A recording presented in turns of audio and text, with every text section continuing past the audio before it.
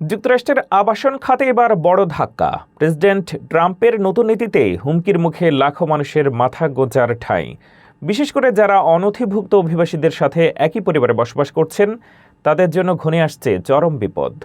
যুক্তরাষ্ট্রের আবাসন বিভাগ বা HUD এখন কেবল ঘর দেয়াই নয়, বরং কাজ করছে অভিবাসন দপ্তরের গোয়েন্দা হিসেবে। নতুন নিয়মে কোনো পরিবারে একজনও যদি অনথিভুক্ত সদস্য থাকে, তবে পুরো পরিবারের সরকারি আবাসন সুবিধা বাতিল হতে পারে।